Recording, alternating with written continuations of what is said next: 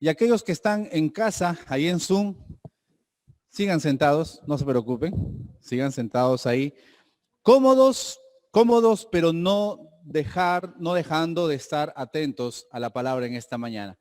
Créanme, estoy muy, muy contento de verlos en esta mañana.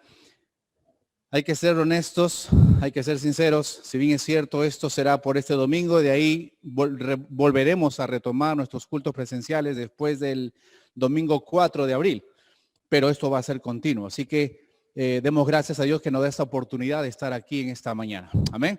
Así que aquellos que están en Zoom, Facebook, que nos están viendo en esta mañana, le damos la más cordial bienvenida también hoy día. Así que de verdad, ahorita siento ahí mi corazón que acelera a 100 por hora viéndolos en esta mañana. Espero que no me dé una taquicardia o algo así, pero estoy tranquilo, ¿ok? Muy bien, hermanos. Por favor, busquen en sus Biblias, en el libro de Juan, capítulo 12. Juan, capítulo 12, por favor. Aquellos que están, como repito, en Zoom, también, por favor, busquen en sus Biblias el libro de Juan, capítulo 12. Es el cuarto evangelio en el Nuevo Testamento: Mateo, Marcos, Lucas y Juan. ¿Ok? Juan, capítulo 12, en la palabra de Dios.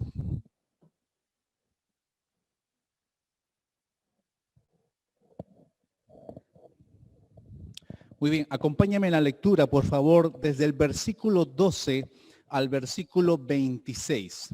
Juan capítulo 12, del versículo 12 al 26. Dice así la palabra de Dios. Sígame ahí, por favor. El siguiente día, grandes multitudes que habían venido a la fiesta, al oír que Jesús venía a Jerusalén,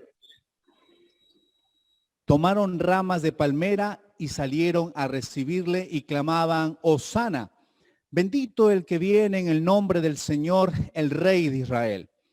Y halló Jesús un asnillo y montó sobre él, como está escrito: no temas, hija de Sión, he aquí tu rey viene, montado sobre un pollino de asna.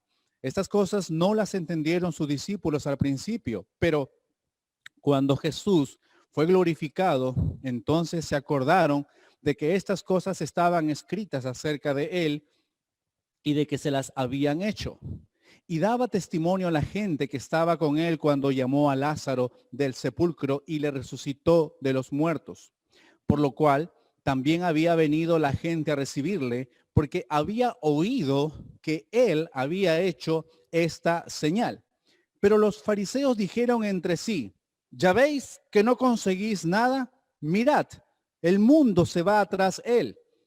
Había ciertos griegos entre los que habían subido a adorar en la fiesta. Estos pues se acercaron a Felipe, que era de Betsaida de Galilea, y le rogaron diciendo: Señor, quisiéramos ver a Jesús. Verso 22. Felipe fue y se lo dijo a Andrés. Entonces Andrés y Felipe se lo dijeron a Jesús. Jesús le respondió diciendo: ha llegado la hora para que el Hijo del Hombre sea glorificado. De cierto os digo, que si el grano de trigo no cae en la tierra y muere, queda solo. Pero si muere, lleva mucho fruto. El que ama su vida, la perderá. Y el que aborrece su vida en este mundo, para vida eterna, la guardará. Si alguno me sirve, sígame. Y donde yo estuviere, allí también estará mi servidor. Si alguno me sirviere, mi Padre le honrará. Amado Dios, en esta mañana pedimos tu guía, tu dirección en la exposición de tu palabra. Ayúdanos a reflexionar en ella hoy, Señor. Y el Hijo de Dios, el cristiano, el creyente, Señor, tiene ese conocimiento verdadero basado en tu palabra. Amado Dios, usted no desea, usted no quiere de nosotros una Semana Santa, sino una vida totalmente santa, entregada a usted, Señor, consagrada a usted. Queremos en esta mañana pedirle y darle gracias por todos aquellos que estamos ahora aquí, Señor, en nuestro culto presencial, y aquellos que nos acompañan por las redes sociales. Pedimos que usted nos guíe una vez más, nos conduzca, Señor, sea yo menguando y sea usted creciendo, Señor, en este tiempo. Lo agradezco y lo pedimos en el nombre de Jesús. Amén. Jesús el Rey, Jesús el gran Rey. ¿Qué actitud, hermano, hermana, o amigo o amiga que en esta mañana nos está viendo, qué actitud vas a tomar tú? ¿Cuál será tu respuesta? ¿Cuál será tu reacción? Ahora, yo quiero para que nos ubiquemos un poco en esta historia, y yo sé que lo pueden revisar ustedes en casa, capítulo 12, capítulo 11, desde el capítulo 10, usted puede leerlo, pero voy a tratar de resumir ese tiempo para poder ubicarnos en la historia, ubicarnos dentro del contexto. Podemos ver aquí, por ejemplo, Betania estaba convulsionada. En este momento, Betania estaba totalmente asombrada por todos los sucesos y por el milagro específicamente de la resurrección de Lázaro. Y por esto, Juan, el apóstol, recoge detalles tan minuciosos de lo que ocurría alrededor de este acontecimiento. Juan es bastante analítico. Él recoge estos detalles y está describiendo este milagro de la resurrección allí en Betania. En el capítulo 11 vemos cómo el apóstol Juan narra también el milagro de la resurrección, o el mismo milagro de la resurrección, tan vívido y de una manera con mucho entusiasmo. Él revive este evento. Y asimismo, en este capítulo 12 se inicia también otro acontecimiento ocurrido en esta ciudad. ¿Y cuál es este acontecimiento? Es precisamente el ungimiento que recibió el Señor Jesucristo de parte de María. ¿Quién era María? La hermana de Lázaro. Entonces, antes de su ida a la cruz sucede todo esto. Antes de su camino hacia el Calvario ocurre todo esto, y este hecho marca precisamente el inicio de la semana de la pasión. ¿Ok? Ahora, mientras esto ocurría, mientras todo esto estaba sucediendo aquí en este evento, de hecho que Satanás de alguna manera planeaba destruir la causa de todas estas bendiciones. Él estaba tratando de obstruir todo esto, y también a aquellos que las habían recibido, todo el pueblo congregado ahí. Si usted lee el capítulo 11, verso 45, hay algunos que le ponen un título, ¿no es cierto? Y habla del complot para matar a Jesús. Definitivamente Satanás estaba detrás de todo esto, pero había un complot en ese momento. Pero algo que debemos saber en esta mañana, hermano, es que el problema de Satanás era que muchos habían creído en Jesús, y cuando digo muchos, son muchos que habían creído en Jesús y se apartaban precisamente de la religión de los judíos para seguir al Señor. Mire lo que dice el versículo 45 del capítulo 11. Vamos a estar permaneciendo en este libro. Capítulo 11, verso 45 dice: entonces muchos de los judíos que habían venido para acompañar a María y vieron lo que hizo Jesús, ¿qué sucedió? Creyeron en él. No unos cuantos, no un grupito, sino muchos. Muchos habían creído en él. Capítulo 12, versículos 9 al 11, por favor. Capítulo 12, verso 9 al 11. Dice: gran multitud de los judíos supieron entonces que él estaba allí. Jesús, él estaba allí, y vinieron, no solamente por causa de Jesús, sino también para ver a Lázaro, a quien había resucitado de los muertos. Pero los principales sacerdotes acordaron dar muerte también a Lázaro, porque a causa de él, escuche bien esto, a causa de él, muchos de los judíos se apartaban y creían, ¿a quién? En Jesús. Y creían en Jesús. Eso es lo que estaba aconteciendo en este momento. Toda la gente estaba totalmente convulsionada, admirada, asombrada por estos milagros. Viene el ungimiento del Señor, y ahora vemos aquí que este complot de Satanás estaba detrás de todo esto, tratando de detener, de obstruir todo esto. Entonces, aquí como hemos leído, es precisamente al día siguiente, después de que los principales sacerdotes habían acordado matar también a Lázaro, como describe aquí, es donde Jesús decide hacer su entrada triunfal. Esta entrada triunfal a esta grandiosa, a esta hermosa ciudad de Jerusalén. Y este día era precisamente antes de la Pascua, para ubicarnos un poquito acá en el contexto y en la historia. Y esta entrada la haría como un rey victorioso, acompañado por aquellos que en este momento habían de recibir la gracia de creer en él, y él era el Mesías prometido precisamente por los profetas. Ahora, hay dos grupos de personas que acompañaban a Jesús en este acto majestuoso. Hay dos grupos de personas aquí. Primero, aquellos que venían con él. ¿Ok? Vamos a entender esto. Primero, aquellos que venían con él hacia Jerusalén para la fiesta de la Pascua, y otros, aquellos que oyeron que venía el Mesías. Ahí está el grupo de personas. Ambos grupos tomaron ramas para esperarle. Usted puede leer este capítulo 12 y va a ver, a partir del verso 12, hacen todo este ritual, esta celebración. Entonces toman ramas para esperarle, para gritar vivas al Señor. Y ahora cabe resaltar que a pesar de que este acontecimiento había sido profetizado por Zacarías, los discípulos en ese momento, como dice la Escritura, no alcanzaron a comprender su significado hasta después de que el Señor fue glorificado. Entonces, en esta mañana, hermano, en esta entrada triunfal, queremos ver tres grupos y tres actitudes. ¿Ok? Tres grupos y tres actitudes en esta mañana. Al finalizar, queremos aplicarlo. Al llegar a la conclusión, queremos aplicarlo de alguna manera y preguntarles en esta mañana a todos ustedes, ¿qué actitud vas a tomar ante el Rey de Gloria, ante Jesús? ¿Cuál será tu actitud, hermano? ¿Cuál será tu actitud, hermana? Y es más, tú, amigo, que nos estás acompañando en esta mañana, ¿cuál será tu actitud?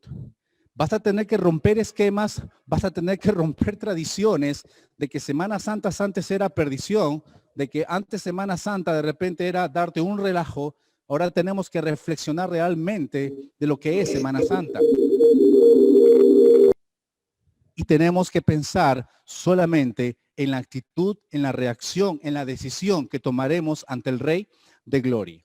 Entonces, lo primero que vamos a ver en esta mañana, como primer punto, es que Jesús es recibido por una multitud.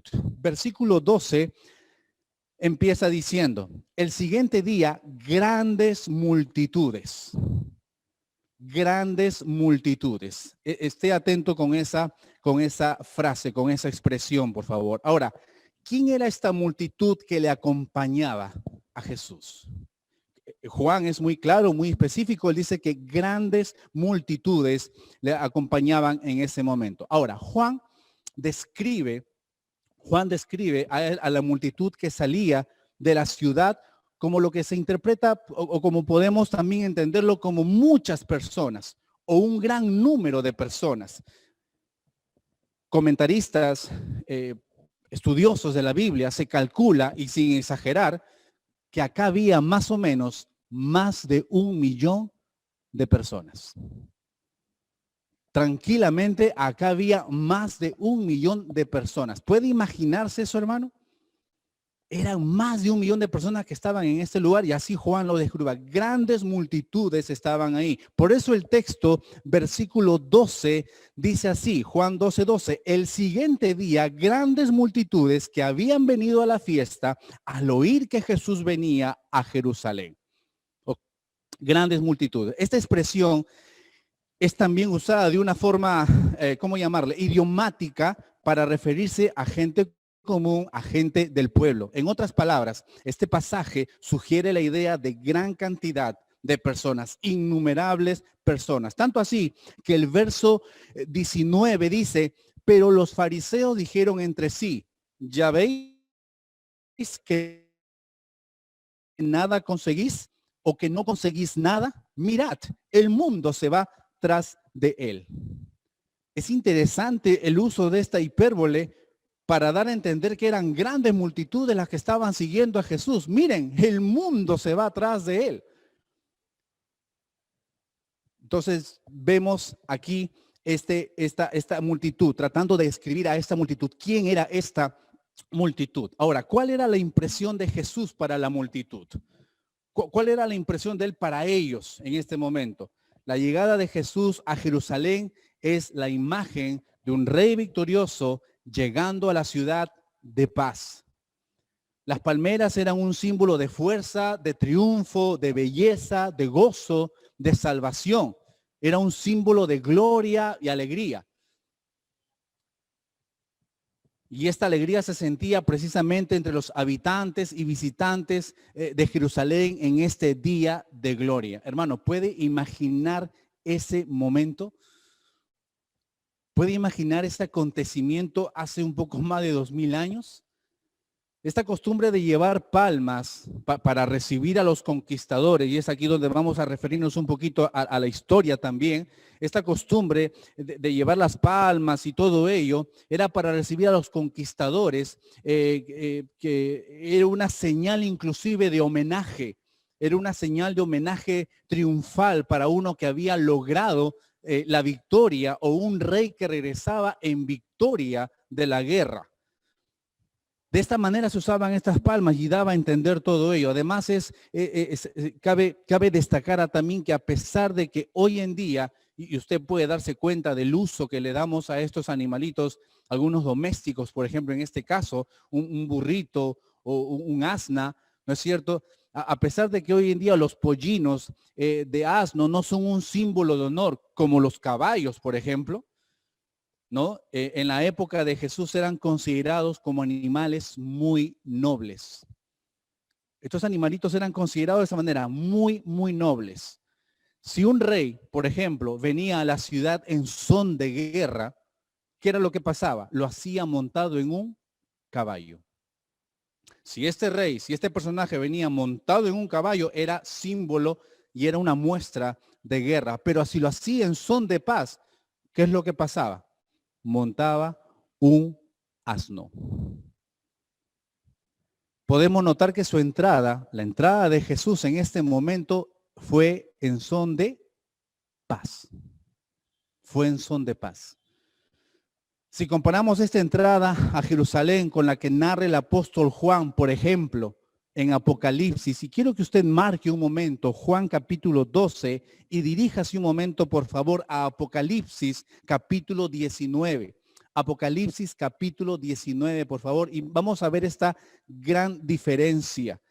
Y acá vemos al Señor que vendrá en son de guerra, montado en un caballo, y vamos a ver esta gran diferencia que existe. Apocalipsis, por favor, capítulo 19, versículo 11 al 16. Vamos a dar lectura, por favor. Capítulo 19 de Apocalipsis, el último libro de la Biblia, del versículo 11 al 16. Dice así: entonces vi, dice Juan, entonces vi el cielo abierto y he aquí un caballo blanco, y el que lo montaba se llamaba Fiel y Verdadero, y con justicia juzga, ¿y qué más? Pelea. Sus ojos eran como llama de fuego, y había en su cabeza muchas diademas, y tenía un nombre escrito que ninguno conocía sino él mismo. Estaba vestido de una ropa teñida en sangre, y su nombre es el Verbo de Dios. Y los ejércitos celestiales, vestidos de un lino finísimo, blanco y limpio, le seguían en caballos blancos. De su boca sale una espada aguda para herir con ella a las naciones, y él las regirá con vara de hierro, y él pisa el lagar del vino del furor y de la ira del Dios Todopoderoso. Y en su vestidura y en su muslo tiene escrito este nombre: Rey de Reyes y Señor de Señores. Vamos reconociendo a la multitud, vamos reconociendo la entrada de Jesús. Él entra como un rey victorioso, pero ojo, él entra en son de paz. Ahora, veamos la ovación, veamos la aclamación. Vamos a ir analizando cada punto, cada detalle en esta mañana. Vamos a ver la aclamación de la multitud. La multitud definitivamente estaba emocionada a causa de la presencia de Jesús en la ciudad de Jerusalén. Ahora, todo el pueblo estaba congregado ante tan grande personaje y lanzaban precisamente vivas delante del Señor como lo hacían delante de cualquier emperador romano. Es lo que pasaba en ese momento. Si bien es cierto, estas personas, esta gente, esta multitud, si bien es cierto, no eran hostiles abiertamente a Jesús, como Judas, por ejemplo, o los líderes religiosos, pero ojo, es aquí donde quiero rescatar la mayor característica de esta multitud. Si bien es cierto, no eran tan hostiles como Judas, o no eran tan hostiles como los líderes judíos, esta gente tampoco estaba comprometida con él, como por ejemplo, como Marta o como María. Una de las primeras características que va a surgir aquí es que no estaban muy comprometidas con él.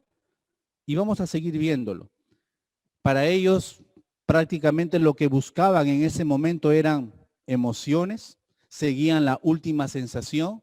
A ellos les llamaba la atención los milagros, solamente eran espectadores desde lejos nada más. Ellos siempre, cuando la Biblia habla de multitud en los evangelios, usted va a darse cuenta que siempre está hablando de gente que está en la periferia, nunca está cerca de Jesús en realidad. La multitud siempre está al margen, siempre están viviendo de esa manera. La multitud solamente está desde afuera, expectando. Ellos se interesaban muy superficialmente en Jesús, pero espiritualmente eran indiferentes y al final de todo terminaban oponiéndose a él. Esta era la multitud. Solamente se dejaban llevar por el momento. Buscaban milagros, buscaban acontecimientos. Seguían a Jesús de repente por el alimento que él les daba. Alimentó a 5,000, alimentó a 4,000 y esta era la multitud. No vivía tan comprometida con el Señor. Seguían desde la periferia. Eran como los miembros, y permítanme que me dirija a Apocalipsis, eran como los miembros de la iglesia de la Odisea. ¿Recuerdan cómo eran los miembros de la iglesia de la Odisea? Eran tibios, ni fríos ni calientes. Eran tibios. Y en la entrada triunfal lo ovacionaron, le gritaron. ¿Y qué dice el versículo 13 de Juan 12? Que dice, Hosana, bendito el que viene en el nombre del Señor, el Rey de Israel. Yo quiero que usted se dé la idea, logre imaginar más de 1,000,000 de personas ahí gritando estas palabras. Hosana, bendito el que viene en el nombre del Señor, el Rey de Israel. Pero ¿qué sucede? Y usted sabe muy bien la historia, usted sabe muy bien el relato bíblico. ¿Qué sucede días después? ¿Qué cosa estaban gritando ellos? Juan capítulo 19. Unas páginas más adelante, por favor. Avance unas páginas más adelante. Juan capítulo 19, versículo 15, dice así. Pero ellos gritaron, fuera, fuera, crucifícale. Fuera, fuera, crucifícale. Eso es lo que estaban gritando días más adelante. ¿Dónde quedó el Hosana? ¿Dónde quedó el bendito, el que viene en el nombre del Señor? Y algunos hasta se burlarían cuando estuvo colgado en la cruz. Si eres el Cristo, bájate de esa cruz. A otro salvó, que se salve a sí mismo. Esta misma gente, esta multitud que en un momento le daba vítores al Señor, recibiéndolo con hosana en las alturas y bendito el que viene en el nombre del Señor, más adelante estaban gritándole, crucifícale, crucifícale. Hermanos, esta era una muestra más que él, el Señor, era considerado por la multitud como el Rey de Israel, pero lamentablemente esto era muy superficial. Jesús no había cumplido sus expectativas. Por otro lado, punto número 2, hemos visto el punto número 1, ¿quién es esta multitud? El primer grupo, ¿quién es esta multitud? ¿Cuál era su reacción? ¿Cuál era el compromiso con el Señor? ¿De qué manera se acercaban a Él? ¿Era un compromiso real o solamente desde afuera nada más? Ahora vamos a ver el segundo grupo. Versículo 19, por favor, una vez más. Capítulo 12, verso 19 de Juan dice, pero los fariseos dijeron entre sí, ¿ya ven que no conseguís nada? Mirad, el mundo se va tras de él. En este segundo grupo vamos a ver que Jesús es rechazado por los religiosos. Y no solamente a partir de este verso puede ver que los religiosos estaban rechazando a Jesús, sino que ya vemos desde antes que estaban tratando de matarlo, estaban persiguiéndole, acosándole continuamente. Pero en este segundo grupo vamos a ver que Jesús es rechazado por los religiosos. Motivo de la oposición. ¿Cuál es el motivo de esta oposición? Como hemos visto versículos antes que narran lo ocurrido el día anterior precisamente, ya que el apóstol Juan se detiene a enseñarnos capítulos antes que los sacerdotes, quienes odiaban juntamente con los fariseos a Jesús, ¿qué cosa es lo que habían acordado? Habían acordado dar muerte a Lázaro.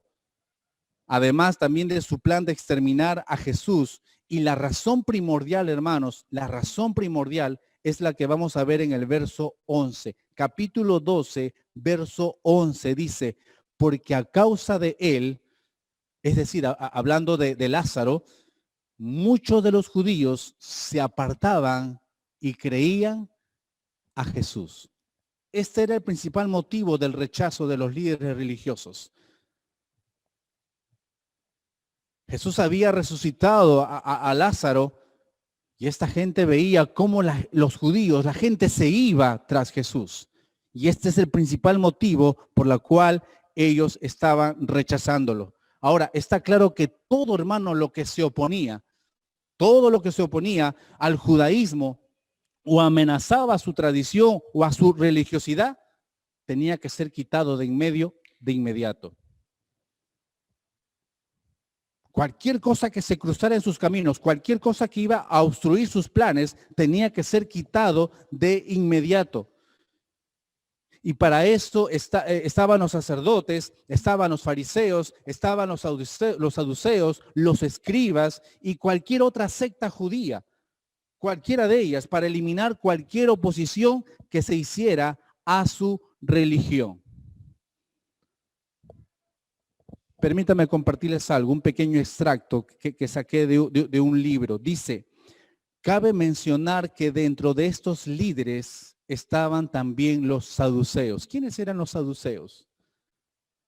Aquellos que negaban la resurrección. Dentro de este grupo estaban los saduceos. Ellos negaban la resurrección. ¿Ok? Por eso querían matar a Lázaro. ¿Para qué? Para dar a entender que lo de su resurrección había sido un engaño. Ese era el plan que ellos estaban tratando de hacer, tratando de querer cumplir. Matar a Lázaro para borrar toda prueba. Entonces, hermano, podemos preguntarnos en esta mañana, ¿qué daño había hecho Lázaro en ese momento? ¿Había hecho algún daño Lázaro? Ninguno. Él no había hecho ningún daño. Pero concluimos, hermano, quienes no temen a Dios, escucha bien, quienes no temen a Dios, ¿cómo podemos esperar que tengan miramientos o consideraciones con los hombres? Si no tienen temor de Dios, entonces al hombre menos todavía. Ahora mire lo que dice el versículo 19, cómo el apóstol Juan nos narra la incomodidad, ¿no? La indignación de los fariseos, quienes estaban cogiendo el pleito para ellos. Dice el verso 19, pero los fariseos dijeron entre sí, ya veis que no conseguís nada, mirad, el mundo se va tras de él. Y esta gente, ellos precisamente se habían constituido como los acérrimos incitadores en contra de Jesús. Ahora, note cuando el versículo 19 dice, pero los fariseos dijeron entre sí, ya ven que no conseguís nada, mirad, el mundo se va tras de él. Y podemos ver esta oposición, el motivo de la oposición de estos líderes religiosos. ¿Qué más podemos ver en este aspecto? Podemos ver el reconocimiento de sus adversarios, los adversarios de Jesús. Ahora, habíamos visto antes que los fariseos habían unido esfuerzos, dice la Escritura, con los saduceos en un intento de ¿qué? De encontrar a Jesús entre los peregrinos que venían a la fiesta. Pero ahora que lo encontraron a Jesús, ahora que encontraron a Jesús, se le presentaba un problema mayor y ellos no lo podían evitar. Por más esfuerzos que hiciesen, y como hemos visto en el verso 19, ellos decían, miren, el mundo se va tras de él. Y lo que sucedía, hermanos, es que este comentario circulaba entre los fariseos, este comentario que circulaba entre ellos ya era, hermano, una clara confesión a sí mismos de que no podían hacer nada para detener a Jesús.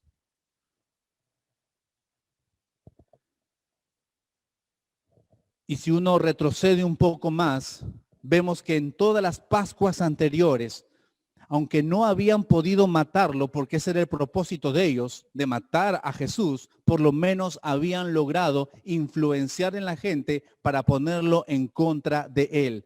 Pero ahora, hermanos, ni eso siquiera habían podido lograr, sino por el contrario, estaban dándose cuenta de esta triste realidad para ellos. Y en esta ocasión la multitud, es decir, el mundo, como acá lo describe Juan, se iba tras la doctrina de Jesús. Comenzaban a seguir a Jesús. Qué derrota más vergonzosa después de todos sus intentos malévolos que tenían contra el Salvador. Qué vergonzoso. Y era una realidad, como dije hace un momento, que la expresión, esta hipérbole que ellos usan, ¿no? Aquí no era del todo inexacta. Y esto es lo vergonzoso para esta secta reconocida por su orgullo, por su soberbia. Ellos habían logrado una supremacía frente al pueblo de Israel y ellos no estaban dispuestos a perderla. No querían perder esta supremacía. ¿Cuál es la consecuencia de su derrota? Hermanos, si usted y yo no conociéramos el plan de Dios, si usted y yo no conociéramos el plan de sus propósitos, de los propósitos de Dios, pudiéramos decir que al final de todo, podemos llegar a concluir que al final de todo los fariseos se salieron con la suya. ¿Por qué? Llevaron a Jesús a la cruz del Calvario, ¿cierto? Podemos llegar a esa conclusión, si es que no conociéramos el propósito y el plan de Dios tal como lo conocemos ahora. Pero la realidad es que todos sabemos que los planes de Dios incluían esta feroz oposición de los judíos y la muerte de Cristo también para salvar a los pecadores. Hermanos, esta feroz persecución de Jesús no debe ser sorpresa para el creyente que conoce lo que Dios había decretado. Pero hermano, usted y yo sabemos que en su soberana voluntad, Dios ha incluido o incluyó en ese momento esa tenaz oposición de estos feroces enemigos. Así también había incluido esta macabra participación de Judas Iscariote. O sea, todo eso había usado Jesús en ese momento, hasta esa actitud de Judas, quien había de vender a Jesús, quien lo traicionó por unas cuantas monedas de plata. Todo este acontecimiento de la entrada a Jerusalén nos muestra cómo Dios permite esta derrota momentánea, hermano. Vemos cómo permite esta derrota momentánea ante los demás. Sabemos que esta potestad, hermano, de esta gente, que mejor dicho, querían ir tras la vida de Jesús. Esta gente, estos líderes que querían ir tras la vida de Jesús, ellos no entendían que ellos pensaban inclusive que ellos podían manipular o que podían quitar la vida de Jesús. Pero no sucede así. Sabemos que esta autoridad, sabemos que esta potestad solamente está en manos de Jesús, quien es el mismo Dios y quien había declarado que él ponía su vida para volverla a tomar. Retroceda para poder leer ese versículo. Capítulo 10, verso 18 de Juan dice, nadie, hablando de su vida, capítulo 10, verso 18 dice, nadie me la quita, sino que yo de mí mismo la pongo. Tengo poder para ponerla y tengo poder para volverla a tomar. Este mandamiento recibí de mi Padre. Primer grupo, vemos a la multitud, hemos visto quiénes eran. ¿Cuál era su grado de compromiso? ¿Cuán cercanos eran? ¿Solamente eran servidos? ¿Eran alimentados? ¿Veían los milagros? ¿Eran solamente espectadores? ¿Estaban muy de lejos? ¿No había un compromiso tan cercano, tan real con el Señor? Y vemos este segundo grupo ahora, que eran los líderes que estaban rechazando tenazmente al Señor. Segundo grupo. Ahora vamos con el último y tercer grupo. Acompáñenme a leer, por favor, una vez más. Juan 12, del versículo 20 al versículo 26, por favor. Juan capítulo 12, del versículo 20 al 26. Dice así. Había ciertos griegos entre los que habían subido a adorar. Quiero que presten atención a estas palabras, ¿ok? Dice que entre los que habían subido, ¿a qué? A adorar. No solamente dice que habían subido y que, bueno, se les ocurrió visitar un rato esta fiesta. No, habían subido a adorar. Estos, pues, se acercaron a Felipe, que era de Betsaida, de Galilea. ¿Qué fue lo que hicieron? Le rogaron. Y le rogaron, diciendo, Señor, quisiéramos ver a Jesús. Venían a adorar, ruegan, y quisiéramos ver a Jesús. Verso 22. Felipe fue y se lo dijo a Andrés. Entonces Andrés y Felipe se lo dijeron a Jesús. Jesús le respondió diciendo, ha llegado la hora para que el Hijo del Hombre sea glorificado. De cierto os digo que si el grano de trigo no cae en la tierra y muere, queda solo. Pero si muere, lleva mucho fruto. El que ama su vida la perderá, y el que aborrece su vida en este mundo para vida eterna la guardará. Si alguno me sirve, sígame, y donde yo estuviere, allí también estará mi servidor. Si alguno me sirviere, mi Padre le honrará. ¿Quiénes son estos gentiles? ¿Quiénes son esos griegos que se acercan? Es interesante que al final ya de las últimas horas que le quedaban al Señor, estos griegos aparecen en escena.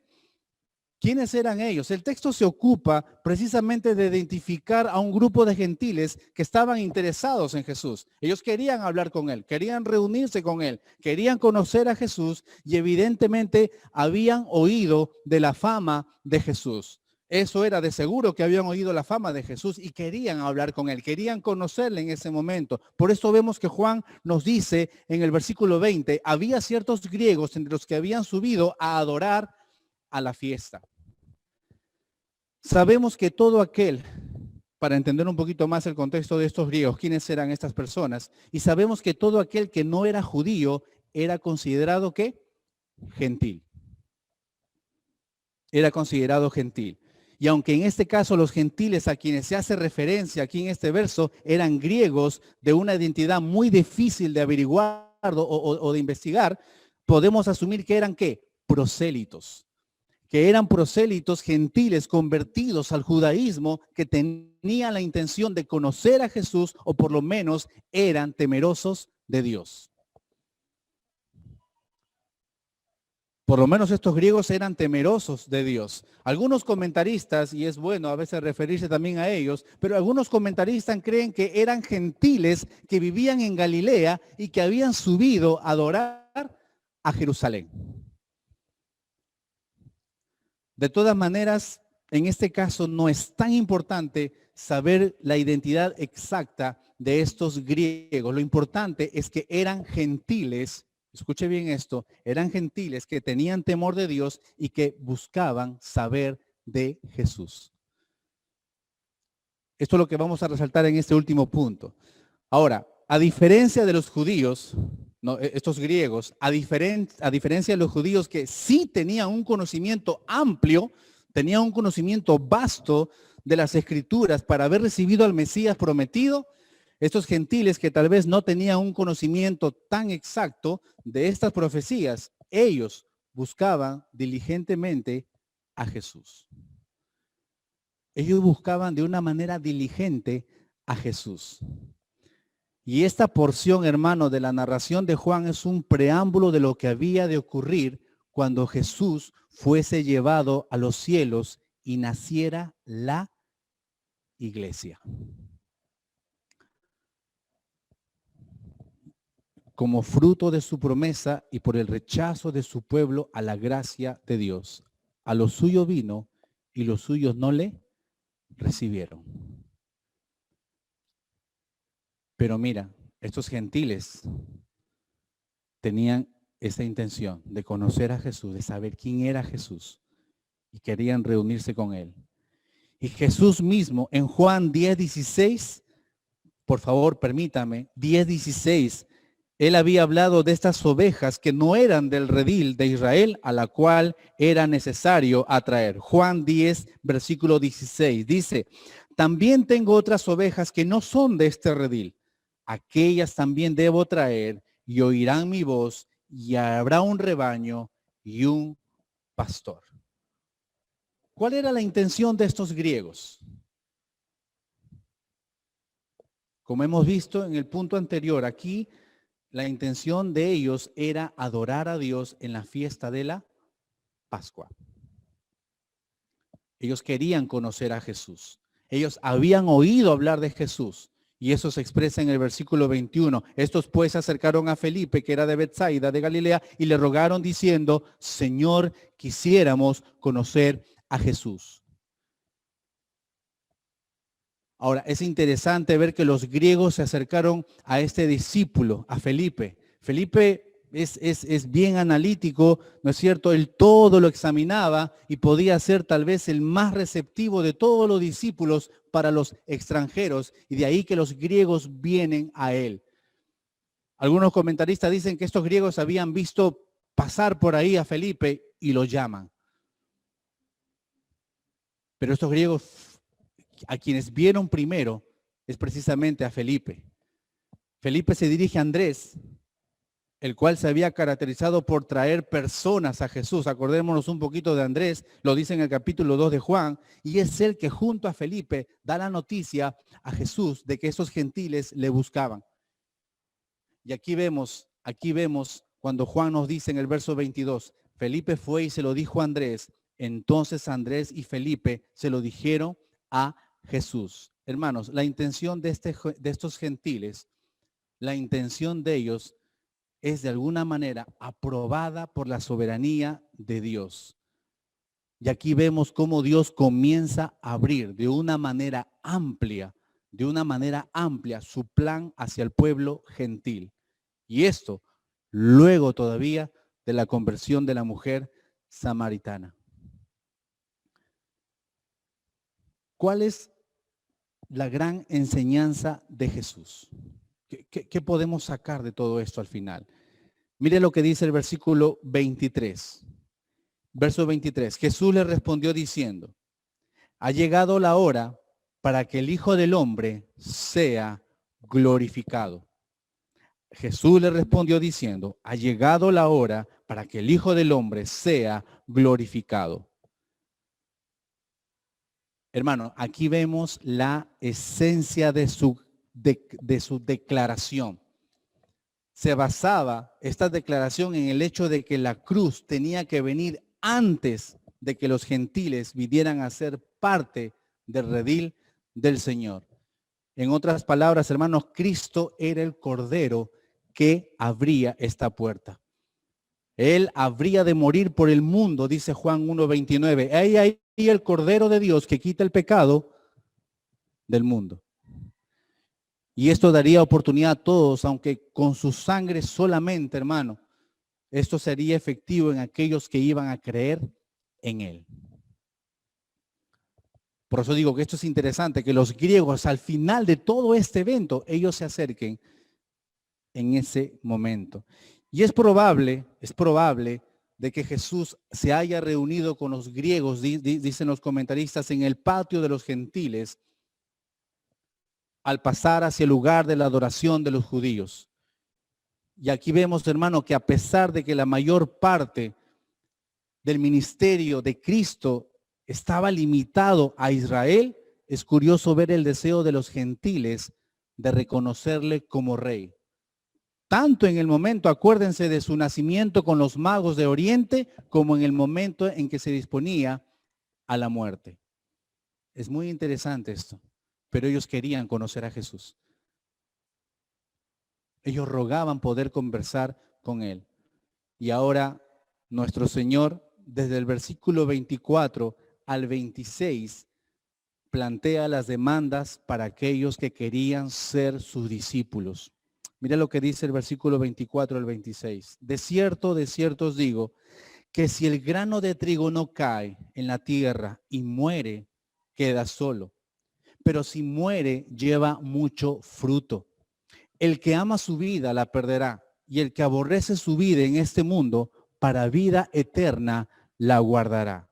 Si alguno me sirve, sígame, y donde yo estuviere, allí también estará mi servidor. Si alguno me sirviere, mi Padre le honrará. Prácticamente, hermanos, Cristo quiso decir que sí sería glorificado, pero por su muerte y por su resurrección. Nunca, hermano, nunca podría establecerse su reino glorioso con todas sus características prometidas sin la cruz. Él dice claramente, si el grano de trigo no muere, no cae. Hermano, para producir una cosecha rica, también la muerte de Cristo produciría mucho fruto. Es más, traería salvación a muchos. Y ese fruto, hermano, incluye a incontables gentiles como los griegos que deseaban conocerlo. En otras palabras, hermanos, Jesús sabía que después de la cruz el evangelio se esparciría mucho más allá de los límites de Israel, hasta todas las naciones del mundo. El pueblo judío rechaza, los gentiles ingresan a escena, entran a la escena, quieren saber de él. ¿No le suena esto conocido, hermano? Éramos gentiles antes usted y yo. Éramos gentiles antes usted y yo. Por lo tanto, hermano, en esta mañana quiero concluir. Ya sea que amemos o sirvamos a Jesús, recuerde, como Marta o como María, ser indiferente y vacilante hacia Él, como la multitud, por ejemplo,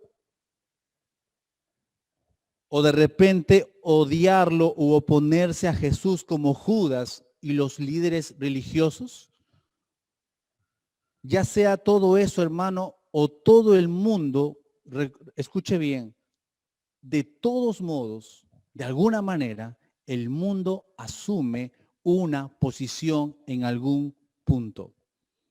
¿Cuál será tu actitud delante del Rey? Cual sea la posición, hermano, es lo que determina el destino eterno de cada persona.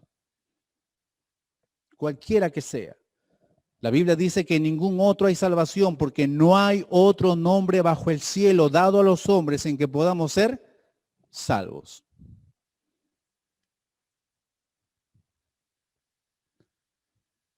Todos los días decidimos. Y en este caso, hermano, en este caso, amigo o amiga que nos estás escuchando en esta mañana, de todas maneras debemos tomar una posición. Número 1, ¿serás como la multitud que de lejos solamente lo va a seguir? ¿Serás como esa multitud que solamente de la periferia nomás sigue a Jesús y no quiere comprometerse? ¿Seguirás a Jesús de una manera muy superficial? ¿Serás un espectador de lejos? ¿Tu compromiso con el Rey de Reyes será muy superficial? ¿Serás un simpatizante más? ¿Solamente de lejos? En la mañana estaba viendo en el noticiero personas que desde las 4 de la mañana iban a sus iglesias llevando ramas y todo, muchas cosas más. Usted sabe la tradición aquí en Perú también. Pero seremos como esa multitud. Hosana, es bendito el que viene en el nombre del Señor y amén, aleluya. Seremos como esa multitud que de lejos nada más y después estamos negando al Señor con nuestras actitudes. Después le estamos rechazando y prácticamente diciendo crucifíquenle, crucifíquenle. ¿Tendremos la actitud del primer grupo, de la multitud? ¿O tendremos la segunda actitud, que seremos como los religiosos que rechazan a Jesús y no reciben la gracia de Dios? ¿Seremos como ellos? El evangelio está llegando continuamente a tu vida, sea por Facebook, sea por Zoom, sea por donde sea, pero el evangelio está llegando de alguna manera a tu vida y tú dices, no, todavía no quiero saber nada. ¿Será esta tu decisión? ¿Será esta tu actitud? ¿Será esta la posición que tú tomes ante el Rey de Gloria, que está haciendo su entrada en este momento? ¿Tomarás esa actitud también de rechazar, que es lo peor que puedes hacer? O por último, serás como los griegos que lo buscan e indagan por él. ¿Qué actitud, hermano? ¿Qué actitud, hermana, vas a tomar ante Jesús, el Rey de Reyes? Tú decides, sobre todo a nuestros amigos, si aún no tienes a Cristo en tu corazón, te decimos en esta mañana, puedes tomar una de estas tres decisiones, una de estas tres actitudes ante el Rey de Gloria. Solamente lo vas a seguir de lejos, expectando sus milagros, haciendo maravillas en la vida de otras personas. O vas a rechazarlo tajantemente, o vas a indagar por Jesús y querer saber quién es Él y conocerle quién es Él. Hermano, tomemos una decisión en esta mañana. Nos ponemos de pie, por favor. Acompáñenos a aquellos que están detrás de sus pantallas también en esta mañana. Acompáñenos a orar un momento.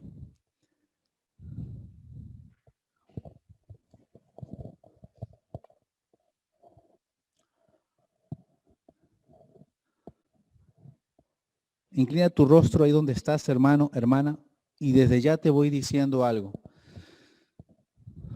No vayamos a tomar esa decisión o no nos quedemos con la multitud que solamente de la periferia seguía a Jesús.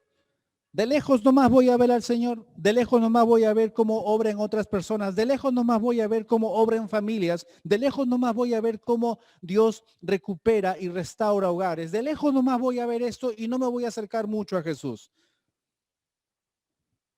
No voy a estar tan comprometido, voy a ser un simpatizante más. Y bueno, me conformo con que mis padres sean cristianos o me conformo con que mi vecino sea cristiano y de vez en cuando voy a oír un mensaje de repente de él. No tomemos esa actitud de vivir como la multitud. Y menos aún, tomemos esa actitud de rechazar al Salvador. Dios mismo dice en su palabra que Él no quiere la muerte del impío, y Él quiere que todos procedan al arrepentimiento. Y su gracia continuamente se está derramando, amigo y amiga. ¿Vas a tomar esa decisión de rechazarlo? O, por último, serás como los griegos que rogaban pidiendo conocer a Jesús. Y es la invitación que yo quiero darte en esta mañana, sobre todo a nuestros amigos, aquellos invitados en esta mañana. Quiero preguntarte en este día, ¿conoces a Jesús como tu Salvador? Te invitamos a conocerlo en esta mañana.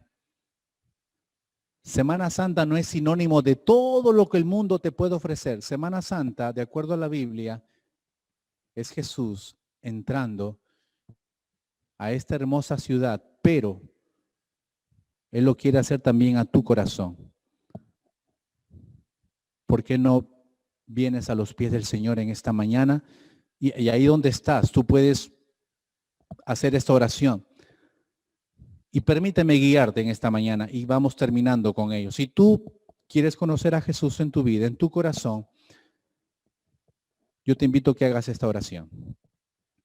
Amado Dios, no quiero ser como la multitud. Menos aún quiero rechazarte, pero sí quiero conocerte. Gracias porque tu palabra dice que no soy salvo por lo que haga o deje de hacer, sino que solamente es por tu gracia. En esta mañana me acerco delante de ti, me arrepiento de mis pecados y te confieso como Señor y Salvador de mi vida y te doy gracias porque moriste en la cruz derramando tu preciosa sangre para perdonar mis pecados. Y en este momento, Señor, creo en ti como mi único y suficiente Salvador. Entra en mi vida y cambia mi eternidad. En el nombre de Jesús. Si tú has hecho esa decisión, amigo, amiga, en esta mañana, te invitamos a que tú puedas tomar una decisión por Cristo. Que Dios los bendiga. Pueden tomar asiento, hermanos.